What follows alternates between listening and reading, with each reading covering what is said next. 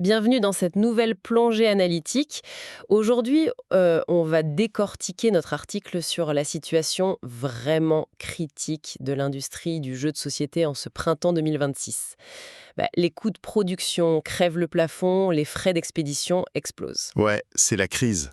Fini la douce époque où on se contentait d'ouvrir une boîte tranquille. C'est clair. Et je suis vraiment surprise par l'ampleur des dégâts. On voit dans notre article que ça saigne financièrement chez les grands éditeurs. Ah, je suis convaincu que c'est un véritable point de rupture économique en fait.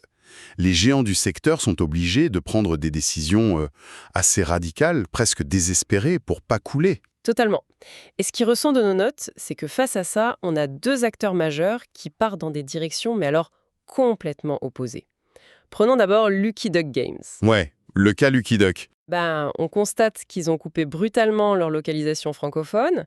Genre, ils abandonnent des adaptations hyper attendues comme Cascadia Alpine Lakes. Ah, c'est un choix fort. C'est ça. Au lieu de continuer à louer et rénover l'appart d'un autre, ils décident de construire leur propre maison. C'est une super analogie. Le modèle de la localisation, c'est devenu une usine à risque. Mécaniquement, quand tu traduis le jeu d'un autre, tu te prends les fluctuations des taxes américaines en pleine figure. Ouais, et la marge est déjà super fine. Exactement, tu dois la partager avec l'éditeur d'origine. Donc, suite à leur rachat par le géant Goliath, la logique industrielle de Lucky Duck, elle est implacable. Ils se recentrent sur leur création pour posséder 100% de la propriété intellectuelle. Capter tous les revenus, quoi. Mais ce repli sur le fait maison, c'est pas du tout un rejet du numérique. Non, pas du tout. Je veux dire, leurs plus grands succès comme Chronicles of Crime ou The Dark Quarter, ce sont des jeux hybrides avec une appli. Voilà. Le but, c'est pas de fuir la technologie, mais de maîtriser toute la chaîne de valeur. Ils utilisent le numérique pour enrichir des boîtes physiques dont ils ont tous les droits. C'est hyper défensif. Une vraie forteresse, ouais. Mais alors, si Lucky Duck se barricade dans le physique, la stratégie de Simone, ça ressemble plutôt à l'éjection d'une capsule de sauvetage dans une dimension parallèle. C'est exactement le mot. Mais franchement, sachant que la majorité des projets Web3 se sont plantés dernièrement, Presque tous, ouais. ouais, alors pourquoi Simone décide de plonger tête baissée là-dedans exactement maintenant? Les bilans financiers dans notre article donnent le vertige. Le chiffre d'affaires de Simone s'est effondré.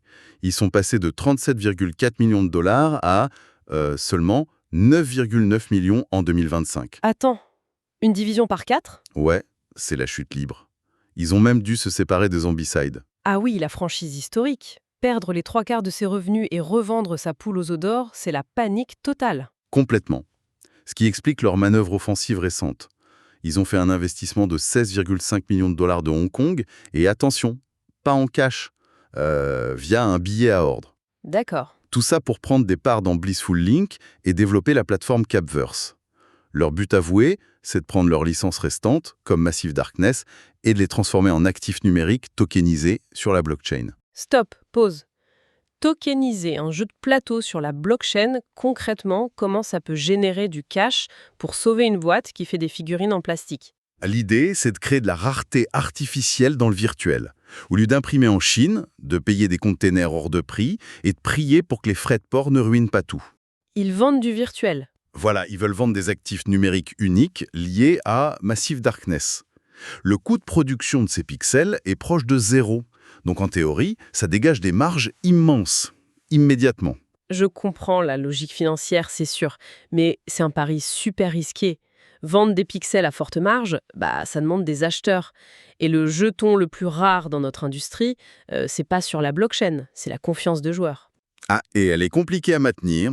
Promettre des jetons numériques alors que les joueurs attendent la livraison de boîtes physiques bloquées depuis des mois, Ça fait une sacrée dissonance. colossal. La technologie masque pas l'incapacité à livrer le produit de base. Ouais. Donc en résumé, pour ceux qui nous écoutent, on a deux paris existentiels. Le rempart défensif et la maîtrise absolue du physique d'un côté et la fuite en avant vers le dématérialisé de l'autre. Deux visions complètement opposées. Exactement. Et ça soulève une vraie question pour terminer. Si l'hybridation et les mirages de la blockchain n'arrivent pas à sauver ces grands éditeurs internationaux, est-ce que l'avenir du jeu de société ne passera pas par l'effondrement de ces méga projets en flotte? C'est bien possible. Peut-être qu'on va vers un retour forcé à une production purement artisanale et ultra locale. Il est peut-être temps d'imaginer un tout nouveau plateau de jeu.